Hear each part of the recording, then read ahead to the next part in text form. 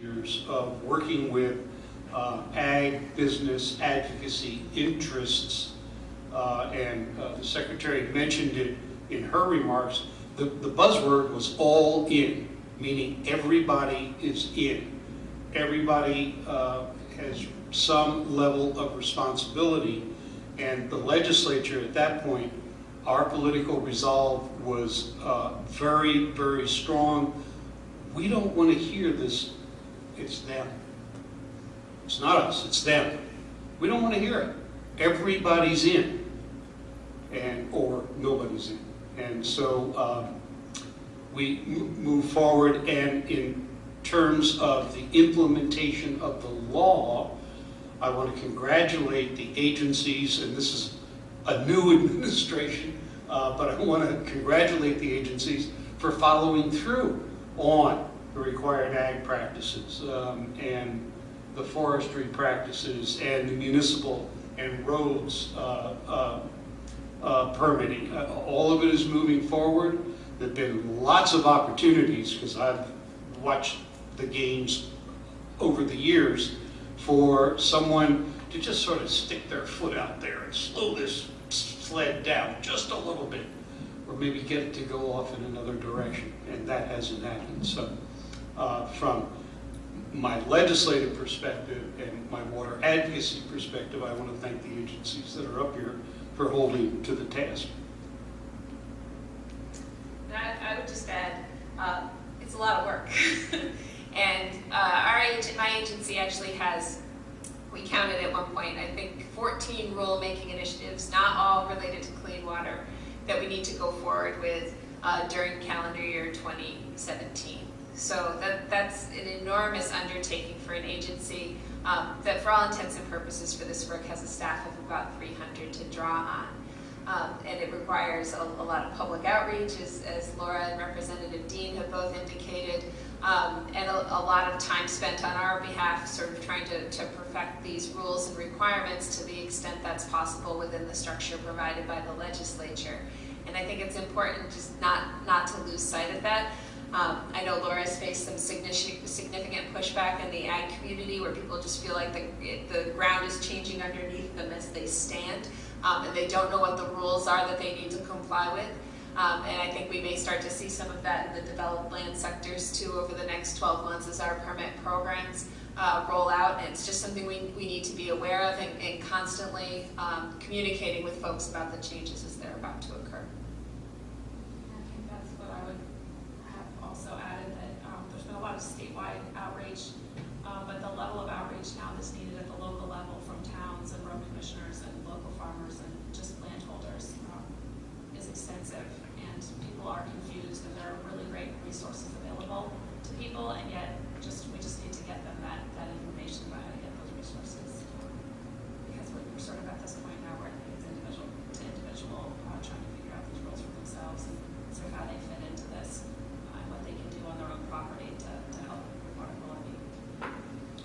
One of the things we did as part of the Clean Water Act was build in some additional capacity for the agency to use the conservation districts, the regional planning commissions, and watershed associations to assist with that outreach, with that resource identification, and being at people's kitchen tables to talk to them about what they might be able to find. As far as I know, the resources available are adequate. If they turn out not to be adequate, then in fact, we, meaning my committee, Natural Resources and Fish and Wildlife, want to hear about it so that we can make them adequate. I think I have a comment, maybe. You know, we heard from Brian Donahue this morning, sort of talking about sort of a cultural vision, and I think partly we have a lot of shared vision in Vermont about what we're trying to create. We're not trying to destroy our agricultural community with, or overdevelop the state. I think there's a lot of commonality in terms of what we're trying to accomplish, which partly supported the ability of folks to work together. I'm going to skip number 3 because you've kind of addressed it, unless anybody feels really strongly that we should keep there. So I wanted to go to number 4. So, Representative Deen, I'm going to start with you again. Although it's still early days, how do you feel about the balance of regulatory, non-regulatory programs? How's it working, or how should it work to achieve the objectives of the Vermont Clean Water Act? It was kind of interesting to hear Laura's comments about a changing perspective in the ag communities relative to the Agency of Agriculture. And I think I mentioned that I was river steward for the Connecticut River. I did that for 19 years. I've been an advocate for water for a very long time. And it has always been a question about the Agency of Ag, Food, and Markets having that dual role. They have always had the outreach, support, education, technical assistance, financial resources when they're available. And we've had a state CREP program for a very long time, well over a decade, maybe 2. You know, but with and we are fully aware, we being the legislature, fully aware, we have increased their regulatory authority and the oversight that the legislature is maintaining on them exercising their authority. If that is creating problems, you know, we want to hear about that too. How do we straighten that out? You know, and as an advocate over the years, it's always been my position that enforcement belongs to the Agency of Natural Resources. And that's not a pejorative statement on my part about the capacity or the veracity or the zeal or anything about the ag agency, but if you're in business to promote someone, something, then maybe you shouldn't be regulating it and you ought to give it to the regulators. So I just put that out there as a thought in terms of how it's going and how we might address some stuff. I'm always anxious to hear about how do we make things better. Being part of the advocacy community, I've not heard a lot of negative feedback from any of the usual suspects, if you will, of either the agency or Ag Food Markets in terms of how they are implementing the law. And I assure you that both with one foot in the advocacy community, the other foot in the legislature in this particular issue area, I would probably hear. And I just haven't heard. So all of us, advocates, the legislature, even the communities affected, are waiting somewhat to see how all of this moves forward. It was a big piece. It was a big change. And you know, everybody knew that when we were doing it. And so I think everybody is watching. We can see people working. They're working hard at getting this right. So I think that's where we are right now in answer to the question. We're waiting. So I just want to add a few things because I'm going to go back to number 3. Go for it. And I just want to talk, because I think it's unique in Vermont because we are so small. So things that we do, for instance, is the Lake Champlain Basin Program and A&R will give money to the conservation districts to have positions that are housed by the conservation districts and UVM Extension. And Agency of Ag and USDA will share engineering resources or other things. You know, we put these cooperative agreements. Agency of Ag will give money to VACD to have several employees doing several different things that actually support getting EQIP contracts on the ground, like cultural resources and things like that. So there's this interesting partnership that the list of different agreements and people, and honestly, sometimes it gets confusing, but it is incredibly impactful because we all have a little bit of resource. This is, again, prior to having the significant money that we have right now, we were able to put things together that really made the framework so that now that all of this is starting to come to place, we have some people who are actually experienced and can help guide new people that come on and move forward faster. And so I don't know if other states do that as well as we do, but it has really been something that I think has kept us going for at least a decade there in between the Clean and Clear program and this program, as far as state government having any capacity. And it gave trusted allies. It also, when you're talking about regulatory work, we're the only regulator. The two sitting on the other side, I can't use a regulator. But the other partners are not, and it's building capacity in those partners to help explain and educate about all of this stuff is really a piece that is going to be the next step in making all of this work. So just, if you have any questions about it, I strongly encourage talking to Vicki Drew and Jill Rache about, and myself as well, about how these partnerships come about. And they're pretty creative, some of them, but they're all above board. We all get audited. Yeah. Does anyone want to add to that question before we move on? Okay. You've already addressed that one too. Well, I would have sort of a segue or a piece that would answer your fifth question. All right, go for it. Which is really to Laura's point, that the role of a lot of our partners is frankly to extend the capacity of our agencies. Our agencies have finite amounts of staff that haven't grown significantly over the past 10 years, even though our responsibilities have. And part of the way we've been able to create that capacity to get all these programs on the ground is through partnerships with the conservation districts, with UVM Extension, with regional planning, with watershed groups, playing to the strengths of the organizations, particularly the ability for those non-regulatory partners to be able to do some of the outreach and kitchen table meetings that people might not want to take with the state. And that part's been really key, and I think if anything, Laura is underselling the importance and the creativity of the partnerships we've been able to form over the last 5 years to do much of this work, and what an essential role it is, and I believe will continue to be as we move forward through implementation. Hilary, I feel an urge. I have so many bits and pieces here, but I guess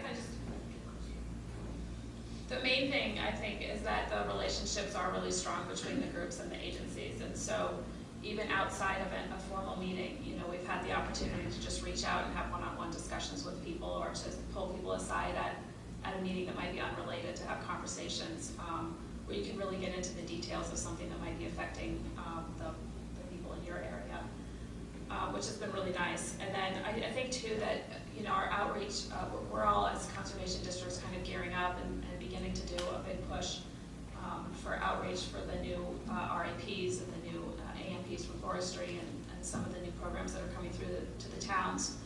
But I think for us down in southern Vermont, and a lot of these programs have been initiated up in the northern part of Vermont. They're sort of working their way down. And so there's kind of a wait and see attitude as we wait to see what the farm inspections are going to be like. Are they going to be really focused on specific things in the beginning and then broadening out? Are they going to really look at everything in detail on the farms? And until we really have those in our area on a number of farms to sort of see what the trends, what it looks like, it is sort of a wait and see for our local landowners at this point. So they already answered. We're really only 18 months into it. And I've already said it, we're at a wait and see, but nobody is disappointed that I am aware of in terms of the effort that is going into implementing Vermont's Clean Water Act. And I'll just say so the way that money always has strings, right? So the type of money we have right now available, the initial property transfer tax, which was mentioned, the Clean Water Fund, is money that can be used, doesn't necessarily mean, like if you know the words like capital or general fund, it's more general money, right? It's not strictly for bricks and mortar. The new funding that the governor has provided, it is bricks and mortar money, it's capital money, and it's a significant amount of it. And while the projects on the ground are real that need to have this level of money, there is that challenge that all the organizations like yourselves, you need additional money to be able to operate so that you can help develop a project, because anyone knows, at least in the ag community, you don't show up on the first visit and have it all worked out, right? It takes multiple visits to figure out how to move something from point A to B. And in the end, it's capital improvement, but it takes that project development time period. And so trying to find alternative methods to make sure that we balance that and how we put the funding out on the ground so that we can continue to build capacity is something that I think all of us are going to struggle with in the future years as the level of this capital money kind of really starts to come to fruition and building lots of projects. And I think for us, it's $5 million a year that is going to move in agricultural projects versus $1 million is used to be our standard operating understanding, right? So it's an increased capacity in our agency, but also in the partnerships and in the ag community and with USDA and trying to create more projects that are matched together. So I think that that's what we're going to have to watch. Is a challenge I see right now is if future funding continues to be at a high capital level, it is really going to hamstring people who need to be able to do the work outside of those funds. And that was exactly why we created the Clean Water Fund. The legislature is completely aware of the limited nature of the dollars available, whether they were federal dollars or state dollars. You just didn't have people out there that could generate the projects, help the landowner, help fill out the applications, and do some hand-holding in order to get the project underway. So the entire notion of the Clean Water Fund that is built into the Clean Water Act was to provide those flexible dollars.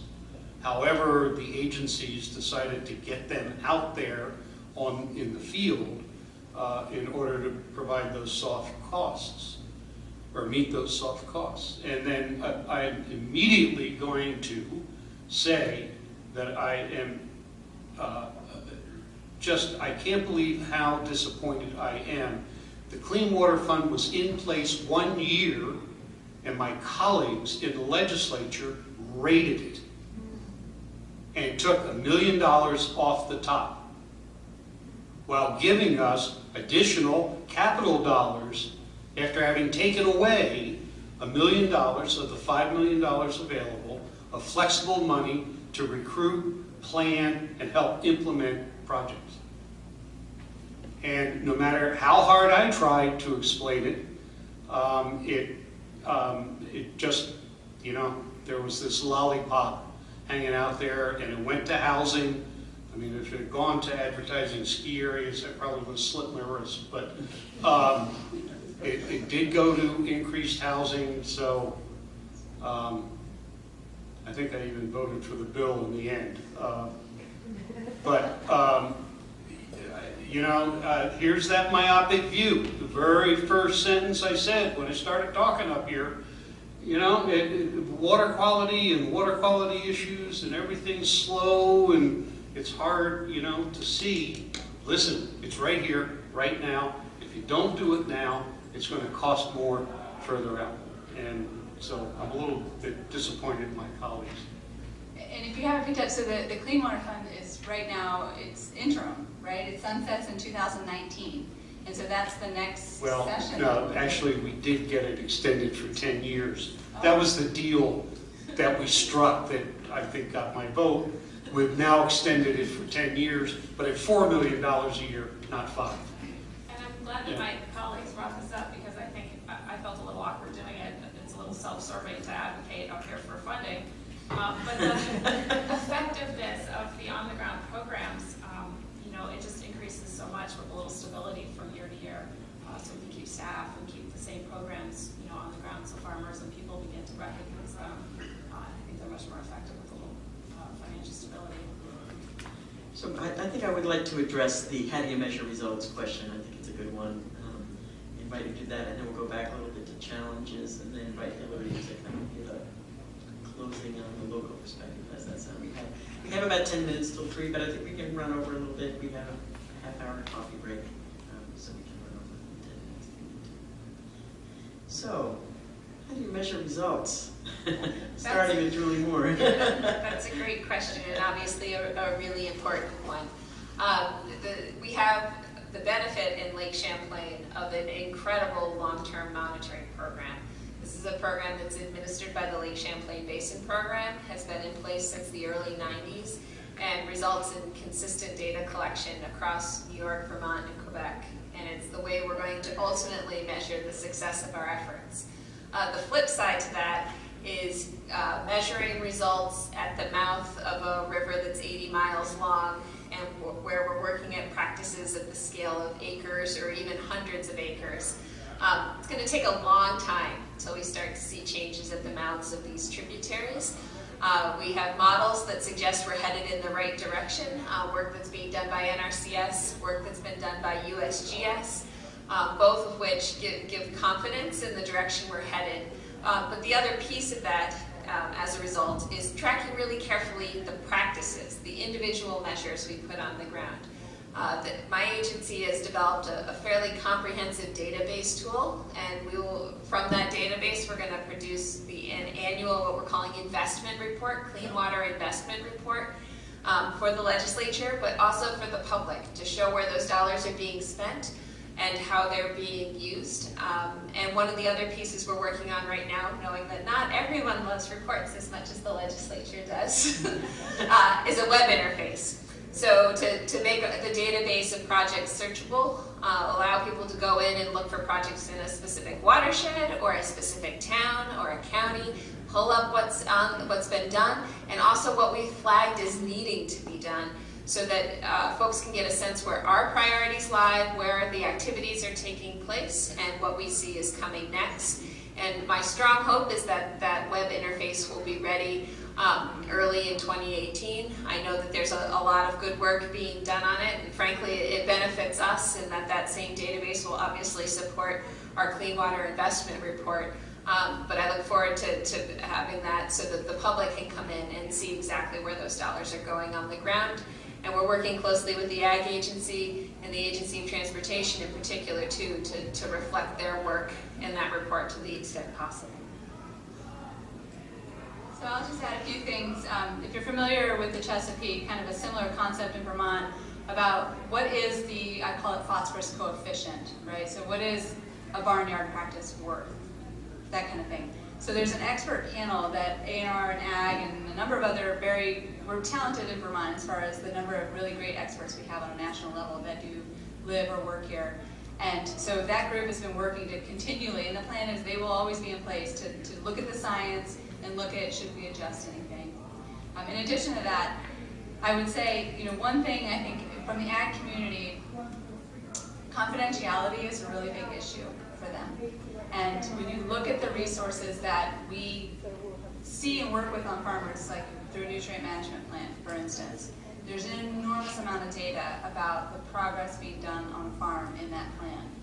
And to date, the way that Vermont is set up, the large farms turn those in, the medium ones keep them on the farm,